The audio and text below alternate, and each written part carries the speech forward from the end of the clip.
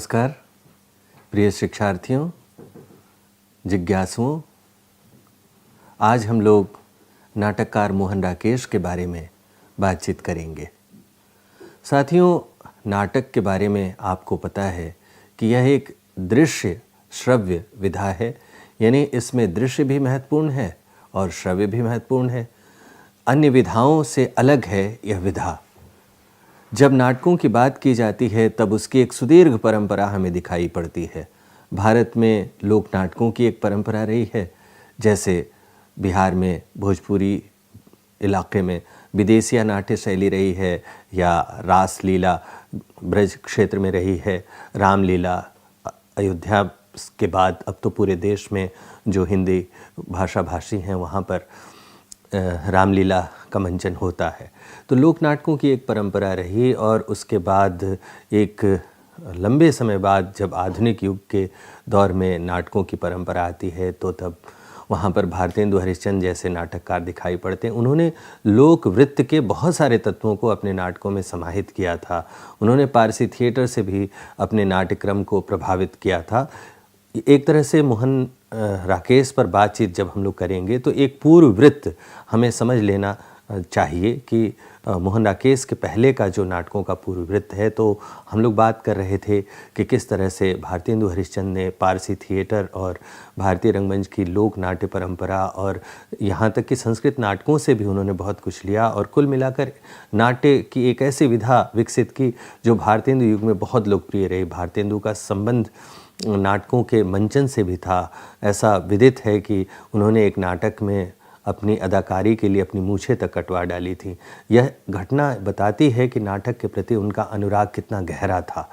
तो नाटकों पर जब भारतेंदु युग का दौर चल रहा था और नाटकों की एक बहुत ही प्रसिद्धि का दौर था, उसके बाद हिंदी नाटकों के संसार में जयशंकर प्रसाद जैसे नाटककार आए और जयशंकर प्रसाद के नाटकों ने भी अपने समय में धूम मचाई। हालांकि उनके नाटकों पर कई बार आरोप भी लगा कि वे नाटक पाठ्य अधिक हैं, मंचन करने में उन्हें बहुत परेशानी होती थी। लेकिन बाद के नाटककारों ने प्रसाद के ही नाटकों का मंचन करके यह बता दिया कि उनमें भी नाटकीय संभावनाओं की तलाश संभव है। लेकिन जो भी हो, प्रसाद के बाद और उस दौर में एक हास्यास्पद सा विभाजन हो ही गया कि पाठ्य नाटक और मंचीय नाटक। बाद में इस विभाजन की जो सीमाएं हैं उसको लोगों ने समझा और इस बात को स्वीकार किया कि नाटक वही है जिसका मंचन किया जा सके। तो प्रसाद के दौर में नाटक हुए, उसके बाद के दौर में भी अनेक नाटककार आए, भुवनेश्वर जैसे नाटककार आए। आज़ादी के बाद के नाटकों पर जब हमारी नज़र जाती है और आज़ादी के बाद के नाटकों की हम बात करते हैं तब उसमें जो सबसे महत्वपूर्ण नाम हमें उभरता हुआ नज़र आता है वह नाम है मोहन राकेश का। मोहन राकेश हिंदी के प्रसिद्ध नाटककारों में शुमार किए जाते हैं और मोहन राकेश के नाटकों की विशेषताओं पर हम लोग बातचीत करेंगे, लेकिन यह समझने का प्रयास करें कि जो मोहन राकेश हैं उन्होंने किस तरह के नाटकों की रचना की। उन्होंने कुल 4 नाटकों की रचना की। 1958 में आषाढ़ का एक दिन प्रकाशित हुआ, 1963 में लहरों के राजहंस प्रकाशित हुआ, आधे अधूरे 1969 में प्रकाशित हुआ और एक नाटक उनका पैर तले की ज़मीन भी है जो कि अपूर्ण है। आषाढ़ का एक दिन की जब हम लोग बात करते हैं और तो हमें यह समझ लेना चाहिए कि लहरों के राजहंस और आषाढ़ का एक दिन, ये दोनों ऐसी रचनाएं हैं जो कि ऐतिहासिकता पर आधारित हैं। और मोहन राकेश की यह ख़ास बात है कि उन्होंने ऐतिहासिक जो वृतांत हैं उसको अपने समय के अनुरूप ढालकर नए तरह के अर्थबोध से संपन्न करने का प्रयास किया। उनके नाटकों में आषाढ़ का एक दिन में राजसत्ता का वर्णन है, कालिदास के समय का वर्णन है और राजसत्ता और जो एक रचनाकार होता है उनके बीच का जो द्वंद्व है वह आषाढ़ का एक दिन में बड़ी खूबसूरती से पिरोया गया है। आषाढ़ का एक दिन में जब राजसत्ता का जिक्र आता है तो राजसत्ता अपने पूरे वैभव में नज़र आता है और राजसत्ता के वैभव के सामने जब एक रचनाकार उपस्थित होता है तो रचनाकार का अपना युगबोध और रचनाकार का अपना अतीत और उसी तरह उसका वर्तमान, इन सब को पिरोकर, यानी रचनाकार का अपना अतीत, उसका वर्तमान और दूसरी तरफ राजसत्ता का वैभव, इन तीनों के आमना सामना होने से रचनाकार के भीतर क्या बनता है, क्या बिगड़ता है, कैसे टूटता है, कैसे निर्मित होता है, इसका बहुत ही सुंदर आकलन आपको आषाढ़ का एक दिन में दिखाई पड़ेगा।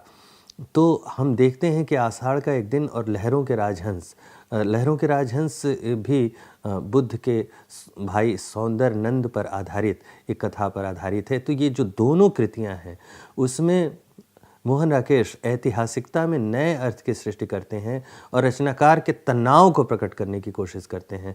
जो पात्रों के बीच एक तनाव के माध्यम से मूल्यों को अर्जित करके वो उसको बेहतरीन ढंग से मंचीय परिपक्वता के साथ प्रस्तुत करने का प्रयास करते हैं। आधे अधूरे की कहानी भी बहुत दिलचस्प। आधे अधूरे नाटक में जीवन के अधूरेपन का जो चित्रण हुआ है, हमारा जो हिंदुस्तान है उसके जो मध्यम वर्गीय परिवार हैं उसमें अनेक तरह की टूटन आज़ादी के बाद आई थी। आज़ादी के बाद नए नए औद्योगिक शहर बने थे और औद्योगिक शहर जो थे, यानी पुराने शहर जब औद्योगिक शहर में रूपांतरित होते हैं और गाँव से शहर की ओर पलायन होता है और शहर में जब आकर एक वर्ग रहने लगता है, तो हमारे भारतीय समाज में एक जो मध्य वर्ग की अवधारणा सामने आती है। तो वह जो मध्य वर्ग आता है उसमें तमाम तरह के अधूरेपन की बातें हैं। पुरुष अधूरा है, स्त्री अधूरी है और तमाम तरह का जो अधूरापन है परिवार का, समाज का, हमारे आसपास का, उन सारे अधूरेपन को जिस खूबसूरती से मोहन राकेश ने अपनी रचनाओं में स्थान दिया है वह लाजवाब है। मध्यवर्गीय शहरी जीवन का संबंध है आधे अधूरे नाटक से। अंतिम नाटक जो उनका है पैर तले की ज़मीन, उसमें भी आधुनिक जीवन की विसंगति, अवसाद और घुटन का चित्रण किया है इन्होंने। ये पैर तले की ज़मीन जो नाटक है, यानी उनका जो अंतिम नाटक है, इसका प्रकाशन मोहन राकेश की मृत्यु के बाद हुआ था और उनके बड़े अभिन्न मित्र थे कमलेश्वर ने मोहन राकेश की मृत्यु के बाद उसका प्रकाशन किया था। मोहन राकेश के नाट्य सृजन का परिवेश और आयाम पर हम लोग बात करते हुए पाते हैं कि मोहन राकेश के नाट्य सृजन के परिवेश और आयाम चाहे ऐतिहासिक रहे हों या आधुनिक, पर उनके नाटकों में जो कुछ भी रूपायित हुआ है उसका संबंध यथार्थ बोध ही है। यानी वो इतिहास की भी बात करते हैं तो उसमें अपने समय के यथार्थ को आवाज़ देते हैं। उसी तरह आधे अधूरे की जब बात करते हैं तब भी उसमें अपने समय की आवाज़ मुखर होती है। उसी तरह पैर तले की ज़मीन जो उनकी मौत के बाद प्रकाशित हुआ था उसमें भी अपने समय की आवाज़ को, यथार्थ बोध को प्रकट करते हैं। जो उनकी आषाढ़ का एक दिन है वह उनकी कीर्ति का मेरुदंड माना जा सकता है। उसमें साहित्यिक उत्कर्ष भी है और रंगमंचीय सफलता भी है। रंगमंचीय सफलता का आलम यह था कि आषाढ़ का एक दिन का जो मंचन है उसकी लोग बेसब्री से प्रतीक्षा करते थे। आषाढ़ का एक दिन मोहन राकेश का पहला नाटक है। इसमें परंपरा तथा वैयक्तिक प्रतिभा का अपूर्व मिलन दिखाई देता है। एक रचनाकार को अक्सर परंपरा से गुजरते हुए जो उसकी वैयक्तिक प्रतिभा है उसकी दुनिया में आना पड़ता है और परंपरा और वैयक्तिक प्रतिभा के बीच जो एक खाई भी है, संवाद भी है और खाई भी है, इन दोनों के अपूर्व मिलन से उन्होंने आषाढ़ का एक दिन की रचना की है। और आषाढ़ का एक दिन में जिस मशहूर कवि को आधार बनाकर रचना प्रस्तुत की गई है, आषाढ़ का एक दिन नाटक, वह प्रसिद्ध कवि कालिदास के जीवन वृत्त पर आधारित। इस पर प्रसाद के नाटकों की छाप दिखाई पड़ती है, फिर भी यह प्रसाद के नाटक से बिल्कुल भिन्न है। क्यों भिन्न है? मोहन राकेश कहते क्या हैं? मोहन राकेश खुद इस नाटक की भूमिका में लिखते हैं, हिंदी रंगमंच को हमारे दैनंदिन जीवन में राग रंग प्रस्तुत करने के लिए जिस रंगमंच की आवश्यकता है वह पाश्चात्य रंगमंच से कहीं भिन्न होगा। इस रंगमंच का रूप नाटकीय प्रयोगों के आभ्यंतर से जन्म लेगा। मोहन राकेश को सफल नाटककार के रूप में स्थापित करने का श्रेय आषाढ़ का एक दिन को जाता है। यानी वो इस बात पर बल दे रहे हैं कि हिंदी रंगमंच अपने अलग स्वरूप में विकसित होगा और आषाढ़ का एक दिन में यह अलग स्वरूप नज़र आता है। इस नाटक की ज़बरदस्त लोकप्रियता ही साहित्यिक उत्कर्ष और रंगमंच के सफलता का प्रतीक बन गया। इस नाटक की सबसे खूबसूरत बात है कि संवादों की संरचना और शब्दों के चयन पर वह एक बहुत ही सफल नाटक है। भरत मुनि ने अपने नाट्य शास्त्र में लिखा है, ऐसा कोई भी ज्ञान, शिल्प, विद्या, कला, योग या कर्म नहीं है जो नाट्य में न हो। भरत मुनि जब ऐसा कह रहे हैं तब वे नाटक की उस अपार व्याप्ति की बात कर रहे हैं जिसमें उसकी परिधि में वे तमाम चीज़ें शामिल हों जो उसकी रंगमंचीयता में बढ़ोतरी करता हो, जो उसकी लोकप्रियता में बढ़ोतरी करता हो, यानी उसके वृत्त में तमाम तरह के अनुभव शामिल हों। अब जब मोहन राकेश के नाटकों पर हम लोग बात करते हैं तब आषाढ़ का एक दिन की जब चर्चा होती है तब हमें उसमें जो सबसे महत्वपूर्ण बात दिखाई पड़ती है वह है उसकी इतिहास दृष्टि। और इतिहास दृष्टि के बारे में बात करते समय मोहन राकेश के उद्धरण को उद्धृत करना मौजूद है। वे कहते हैं, इतिहास या ऐतिहासिक व्यक्तित्व का आश्रय साहित्य को इतिहास नहीं बना देता। इतिहास तथ्यों का संकलन करता है, उन्हें एक समय तालिका में प्रस्तुत करता है। साहित्य का ऐसा उद्देश्य कभी नहीं रहा। साहित्य इतिहास के समय से बंधता नहीं, समय में इतिहास का विस्तार करता है, युग से युग को अलग नहीं करता, कई कई युगों को एक साथ जोड़ देता है। यानी अब आप देखिए कि मोहन राकेश जब इतिहास की बात कर रहे हैं और साहित्य के साथ इतिहास के रिश्ते की बात कर रहे हैं तब वे साफ तौर पर इस बात को मानते हैं कि साहित्य इतिहास के समय में बनता नहीं है, समय में इतिहास का विस्तार करता है। यदि साहित्य इतिहास में बंध जाएगा तब तो वह तथ्यों का संकलन मात्र हो जाएगा। साहित्य तथ्यों का संकलन तो है नहीं, उसमें अपनी संवेदना की व्याप्ति के लिए परंपरा से कुछ तत्व ग्रहण करने होते हैं जिनका अपने समय से संवाद होता है और अपने समय के संवाद से इतिहास एक बिल्कुल नए रूप में हमारे सामने आ जाता है। उसे हम इतिहास का पुनर्सृजन भी कहते हैं। तो वो साफ तौर पर कह रहे हैं कि इतिहास के समय से बनता नहीं, क्या साहित्य समय में इतिहास का विस्तार करता है, युग से युग को अलग नहीं करता, कई कई युगों को एक साथ जोड़ देता है। कुछ ऐसी चीज़ें हैं मनुष्य के मानस में, उसके जीवन में, उसकी परंपरा में जो निरंतरता है, उस निरंतरता को नए संदर्भों में पकड़ने का काम ऐतिहासिक नाटक आषाढ़ का एक दिन में नज़र आता है। मोहन राकेश अपने नाटकों के ऐतिहासिक प्रसंगों को आषाढ़ का एक दिन में इतिहास दृष्टि के साथ साथ व्यक्ति के अहम की जो प्रवृत्ति होती है उस समस्या का निरूपण भी करते हुए नज़र आते हैं। उनका दूसरा नाटक है लहरों के राजहंस। लहरों के राजहंस में भी इतिहास बोध है, लेकिन यह देखना दिलचस्प अनुभव होगा कि जब वे लहरों के राजहंस की दुनिया में जाते हैं तो इतिहास का पुनर्सृजन किस तरह से करते हैं। इतिहास के बारे में यह बात साफ तौर पर समझ लेनी चाहिए कि साहित्य और इतिहास का रिश्ता तभी सघन और सफल रूप में सामने नज़र आता है जब इतिहास और साहित्य के रिश्ते के बीच यह बात दिखाई पड़े कि उसमें इतिहास को किस रूप में लिया गया है और समय के किन तनावों को, किन ज़रूरतों को, किन सपनों को, किन संघर्षों को, किन भविष्य दृष्टियों को पिरोया गया है।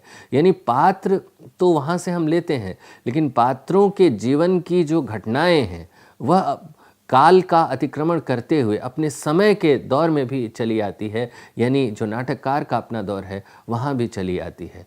मोहन राकेश का जो नाटक लहरों के राजहंस है उसकी कथा भी इसी तरह से गुथी हुई है कि उसमें अपने समय की छवियां भी नज़र आती है। मोहन राकेश लहरों के राजहंस की कथा बौद्ध युगीन ऐतिहासिक परिवेश को आधार बनाकर करते हैं। नाटक में नंद और सुंदरी को जिस ढंग से प्रस्तुत किया गया है वह पूर्णतः आधुनिक है। यानी पात्र तो वहाँ से लिए गए हैं नंद और सुंदरी, लेकिन नंद और सुंदरी को जिस ढंग से प्रस्तुत किया गया है उसमें आधुनिकता बोध है। यानी नंद और सुंदरी जैसे इतिहास की दुनिया से बाहर निकलकर अपने समय से संवाद करते हैं और यह आधुनिकता इस नाटक को महत्वपूर्ण बनाती है। मोहन राकेश ने नंद और सुंदरी के संवादों से स्त्री और पुरुष के आपसी रिश्ते का रेसा रेसा उघेड़ा है। संबंधों की दुनिया ने नंद को आधुनिक मानवीय यथार्थ का प्रतीक बना दिया है। मोहन राकेश लहरों के राजहंस में लिखते हैं, यहाँ नंद और सुंदरी की कथा एक आश्रय मात्र है क्योंकि मुझे लगा कि इसी समय में परिप्रेक्षित किया जा सकता है। नाटक का मूल अंतर्द्वंद उस अर्थ में यहाँ भी आधुनिक है जिस अर्थ में आषाढ़ का एक दिन के अंतर्गत है। यानी वे नंद और सुंदरी की बात कर रहे हैं लेकिन कह रहे हैं कि नंद और सुंदरी तो एक आश्रय मात्र है। क्यों? क्योंकि अपने समय में परिप्रेक्षित किए जा सकते हैं नंद और सुंदरी।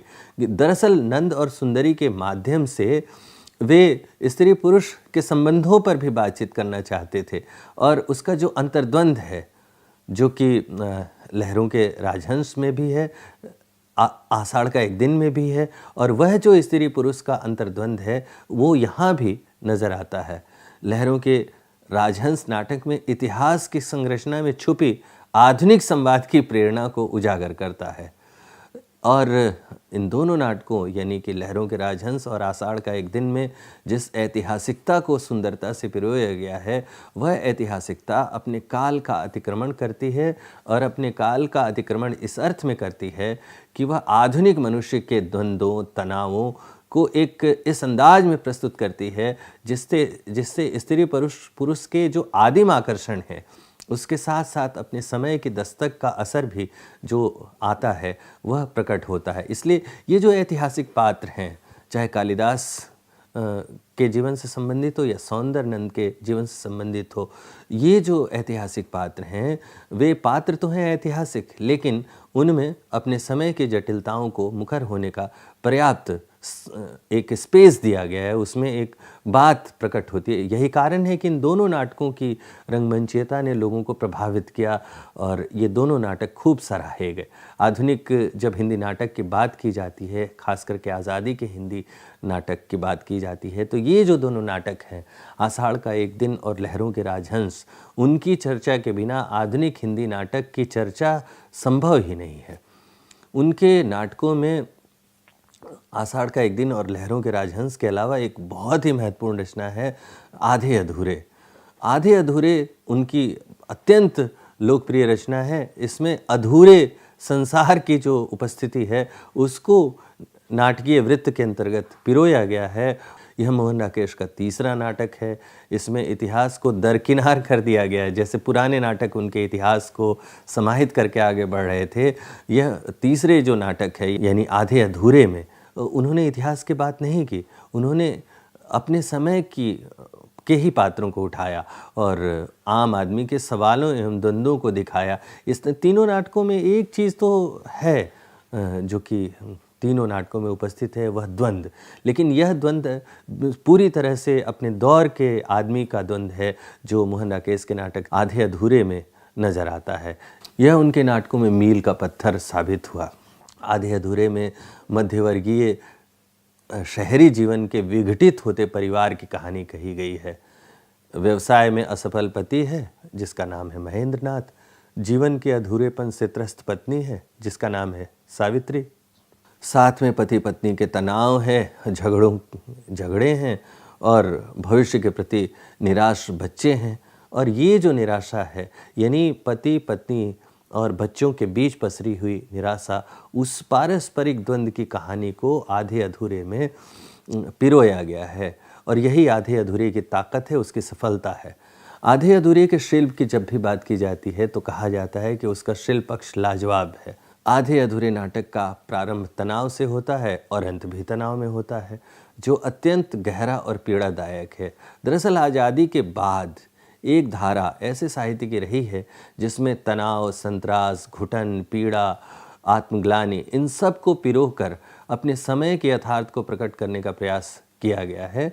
और यह जो तनाव है आज़ादी के बाद के साहित्य की एक महत्वपूर्ण धारा के रूप में तनावों को प्रकट करके उसके सामंजस्य से जिस युग सत्य को प्रकट किया गया है उसमें विभिन्न विधाओं में यह बात दिखाई पड़ती है। आधे अधूरे जैसे नाटक को भी उसी श्रृंखला में हम लोग रख सकते हैं। शिल्प पक्ष की दृष्टि से आधे अधूरे में कथा संयोजन, भाषा की कसावट और संवादों की चुस्ती नाटक के पात्रों को आपस में बांधे रखता है। आधे अधूरे नाटक के सभी पहलुओं पर गौर करें तो कथ्य, शिल्प, संवाद, ध्वनि एवं प्रकाश तथा नए प्रयोगों के आलोक में रंगमंच के बिल्कुल अनुरूप है तथा दर्शकों को बांधे रखने में पूरी तरह से सक्षम है। अधूरे नाटक जो हैं, एक ही नाटक है अधूरा नाटक जो उनका मोहन राकेश का, उस पर भी हम लोग बात करें। हम लोगों ने 3 नाटकों के बारे में बातचीत की। अब जो अधूरा नाटक है पैर तले की ज़मीन, उस पर भी बात कर लेना मुनासिब होगा। पैर तले की ज़मीन मोहन राकेश का अपूर्ण नाट्यकृति है, जिसे उनके अभिन्न मित्र हिंदी के कथाकार कमलेश्वर ने पूरा किया था। पैर तले की ज़मीन चारों ओर के बिखराव, व्यस्तता, खालीपन, हड़बड़ाहट और बेचैनी से जो अनिश्चितता का आरंभ होता है, उसका चित्रण करता है।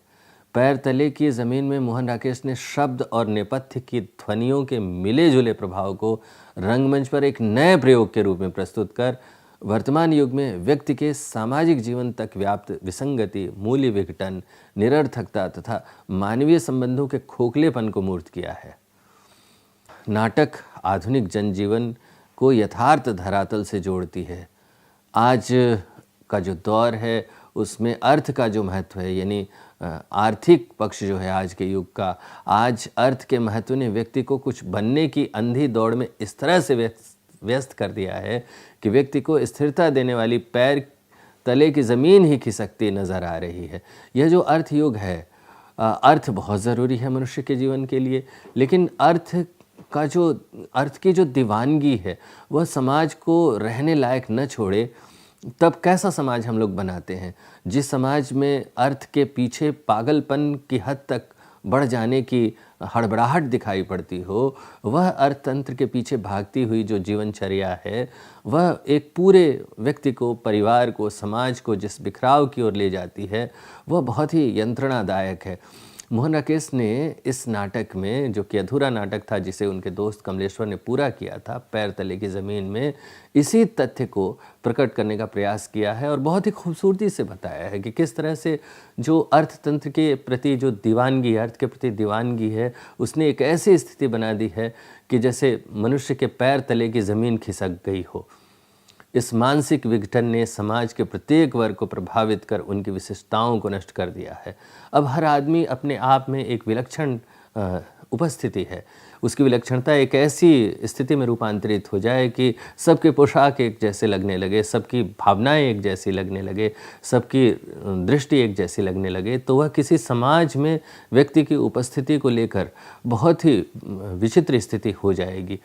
पैर तले की ज़मीन में इसी बात को प्रकट किया गया है। जो उच्च वर्ग है, निम्न वर्ग है, मध्य वर्ग है, सब टूटे हुए हैं, विक्षिप्त हैं और धुरीहीन हैं। और इसमें, यानी पैर तले की ज़मीन में, इसे सुंदरता से प्रकट किया गया है। हम मोहन राकेश पर बातचीत करते हुए यह भी देख लें कि उनके इन चारों नाटकों में जो बातें कही गई हैं वह तो बहुत महत्वपूर्ण है ही, लेकिन नाट्य चिंतन के नए आयाम किस तरह से मोहन राकेश के नाटकों में उभरते हैं, उस पर भी बातचीत कर लेना लाजमी है। दरअसल एक नाटककार के लिए रंगमंच की परिधि का ज्ञान होना बेहद ज़रूरी है। इस दृष्टि से मोहन राकेश एक सफल नाट्य चिंतक हैं। इनके प्राय सभी नाटक रंगमंच और दर्शक को ध्यान में रखकर रचे गए हैं। वे हिंदी नाट्य साहित्य में परिवर्तन का प्रतिनिधित्व करते हैं। मोहन राकेश नए नए आयामों के जरिए कथा वस्तु, संवाद, चरित्र चित्रण, दृश्य संयोजन, अभिनयता, रंगमंचीय निर्देशन में सधे सधाए नाट्य प्रयोग करके सफल नाट्य चिंतक की ख्याति पाने में सफल होते हैं।